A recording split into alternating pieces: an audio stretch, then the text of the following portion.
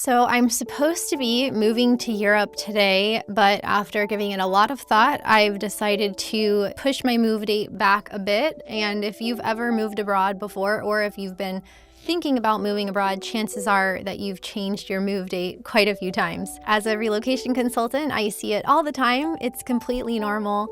So in this video, I'm going to share with you a few of the reasons why I've decided to change my move date and what you can expect as far as when I'll get to Europe and how you can follow the journey. So if we're meeting for the first time, I'm Kristin, also known as Traveling with Kristin. I'm the author of Moving Abroad for Dummies, and I've been living abroad for the better part of the last 20 years. In case you missed the video where I talked about my decision to move to Europe, I wanted to do that by November 1st, or like the first week of November of this year. And I gave myself a few months to do it, but in that time, a lot of extra responsibilities and travel have come up, specifically travel, that have made it so that by the time I got back from a lot of different trips, I had about 2 weeks to pack everything and move. And then 2 more trips came up, one conference and then also my niece's birthday. So I really wanted to be there for that, which would have given me literally a week to pack everything and move. So when you're setting your move date, I like to do it this way. I like to ask my clients, what is your best case scenario optimal move date? If you could just snap your fingers and move tomorrow, how soon realistically would you want that to be?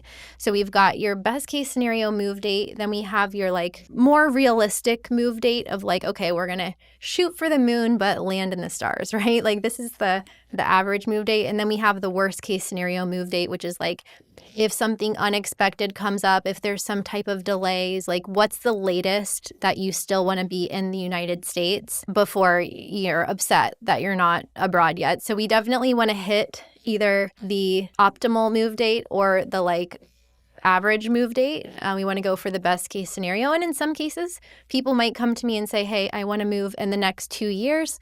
And all of a sudden they're moving within 6 months or 8 months because we did it a lot faster. So a lot of things can happen there. In this case, my ideal move date was November, but now I have decided to move it back to January. Actually, I wanted to just move it to December, but my landlord, they have a rule in this building that the minimum lease term has to be at least 6 months. And so they made an exception for me to be able to extend for 3 more months. So it is what it is. I'm paying an extra month of rent here. I'm going to be here in January when I really don't need to be here, but I'm going to make the best of it and, take this time to enjoy the Miami weather. It's really nice in the winter, and take a little bit more time with packing. Another consideration was around the paperwork for getting my citizenship in Romania. So there's a lot of different documents that I have to get from the US side to be able to bring those over to Romania. And I have all of the documents now, but some of them need to be apostilled. So because I was traveling so much,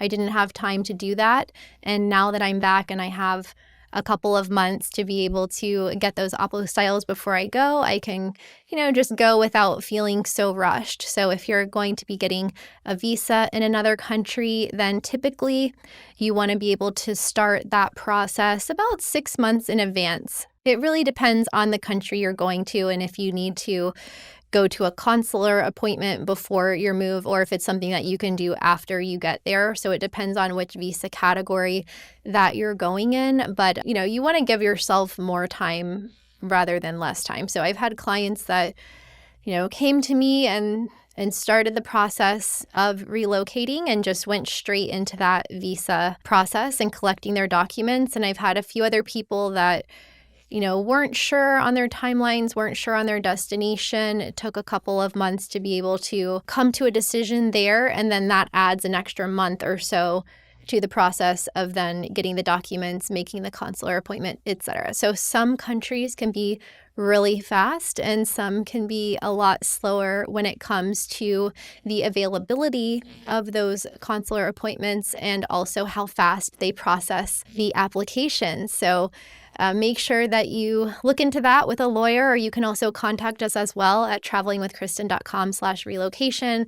I work in any country in the world pretty much, but we, specialize in some of the more popular destinations like Spain, France, Portugal, Italy, Mexico, Costa Rica, but I've helped people move to all different places. Another thing to think about when you're planning your move, and this is something that had a big impact on me, is what's going on in your personal life as you're planning for this move. So if you're moving by yourself, maybe you have some things to think about with regards to work or family. If you're moving as a family or as a couple, you need to think about that other person and what they're going through, or what your kids need, as far as if they're going to be enrolling in school, and like when's the school year starting, when's the school year ending. If you're moving with pets, I have a lot of people that have elderly pets as well, and making sure that they can travel with them in comfort is really important, or in some cases maybe waiting until they pass away so that they don't have to go through the stress of moving to another country. So there's a lot of external factors that can play a part in the timeline that you make when you move abroad. For me, in the past year, my business has been busier than ever, especially I think due to the changes in the U.S. administration that had a big impact on it. I've been doing relocations full-time since 2011, and this is definitely our busiest year yet. So it kind of become, I've always really loved my job and loved, what I do. But I have noticed that, even though I'm a relocation consultant, I've been last in line as my client. So I need to be more of a relocation client for myself, but I've been putting all of my relocation clients, my team that has grown a lot in the past year, I've been putting them first. I've been investing a lot of time in my business, and it's been definitely an adjustment from other years when I didn't have as many people working for me, or I didn't have as many relocation clients at the same time. So I want to make sure that everybody gets the proper amount of attention and time and care and thought and strategy put into their relocations. And I found myself thinking like, oh, okay, so I need to actually block off time in my calendar or on the weekends when I'm going to be planning my own relocation, which is kind of funny. So it's kind of like that put your oxygen mask on first type of thing. Now, when it comes to changing your relocation date, I think there's a window there, margin of error, where it's okay. But you've got to be really cognizant of if you're changing your date for a valid reason, or if it's just something that you keep putting off because of a general reason, like life is really busy, or you're not clear on what steps to take next, or you're not sure if you have enough money. There's all these very nebulous aspects of an international move that can be really overwhelming to do on your own and for the first time. So be honest with yourself about why your timeline is the way it is, and what is the longest that you want to wait, what is the soonest that you want to move.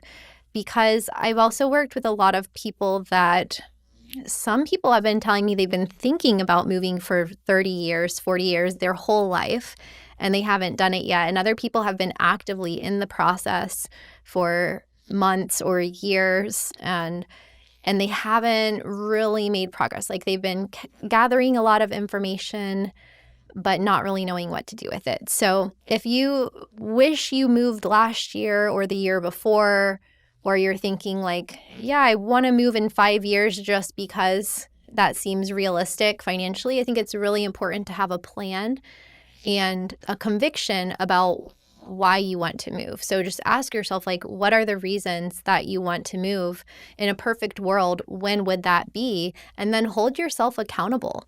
Look at what are the barriers, what are the blocks between where you are now and where you want to be, and how are you going to overcome those on your timeline, whether it's 12 months or 18 months or 3 months or 3 years. There can be a lot of valid reasons. Waiting for a health report. We just had a client that decided to start the process now because she was waiting for the green light from her doctor that things were in good shape with her health and that she wouldn't have to stay in the U.S. for treatment. So YOLO, she's ready to go and live this next chapter of her life abroad.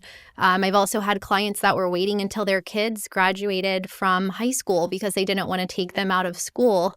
And likewise, I have people that want to move before their kids start school because they don't want to pull them out of school in the middle of the year or have them start kindergarten somewhere and then move before first grade. So think about why you want to move, what's holding you back from moving, and then try to make a plan around what that is so you can work backwards from your move date and make sure that you have everything ready so that you hit your target. And then if you're off by a few months or so in that margin of error, that's okay. But what we don't want is for you not to move at all because of it's never the right time to move, right? There's never a perfect time to move abroad. There's always going to be things that come up. There's always going to be travel, conferences, work is really busy, family needs something. I mean, if I leave here on February 1st, my brother is getting married in March.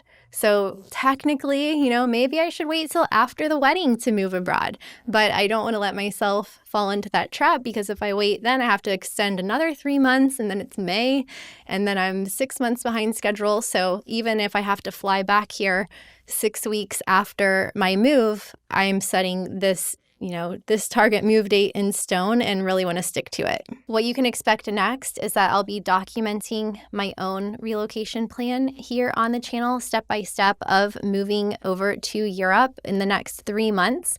So you can join me on this journey, and then we'll see what happens when I get to my destination of Romania, which is a country that I've never been to before. And I'm also hoping to document some of the adventures of my clients along the way as well. So make sure to just subscribe if you're new here, or if you just watch my videos without subscribing. Like I think 80% of people who watch my videos aren't subscribed. So make sure to subscribe and turn on your notifications so that you don't miss a moment in this journey of moving as a solo female traveler from the US to Europe over the next few months. And if you're curious about some of the top places that my clients are moving to this year, then watch this video next.